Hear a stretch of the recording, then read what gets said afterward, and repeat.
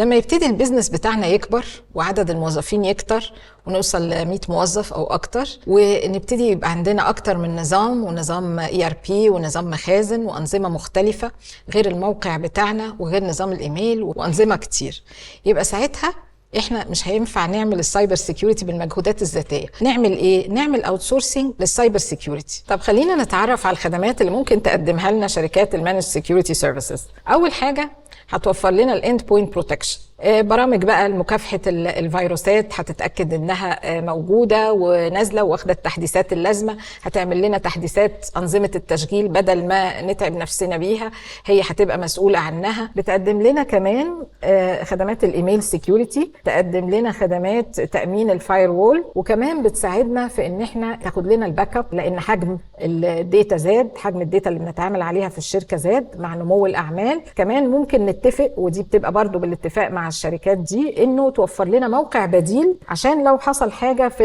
السيرفرز او الخوادم الموجوده في موقع الشركه الاصلي، ان احنا نقدر نتنقل الموقع البديل ده ونمشي الشغل بدل ما يحصل اي تعطل للشغل والاعمال. حاجه تانية برضو انها ممكن تعمل لنا التريننج بتاع الستاف اللي قلنا عليه السكيورتي اويرنس، تعرفهم ايه مخاطر السايبر ثريتس، ازاي يتعاملوا معاها، ازاي يخلوا بالهم من الفيشنج ايميلز، ازاي يتعرفوا عليه. فبتقدم الخدمات دي برضو.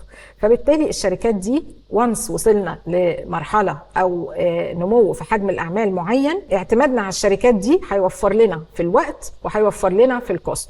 مش لازم ساعتها واحنا لسه شركه طالع من ان احنا شركه صغيره لمتوسطه ان احنا نشغل بالنا او نعين تيم كبير عندنا يقوم بمهام السايبر سيكيورتي. ممكن في المرحله دي ان احنا نعمل اوت سورسنج لخدمات السايبر سيكيورتي لاي شركه من الشركات اللي بتقدم الخدمات دي الموجوده في مصر.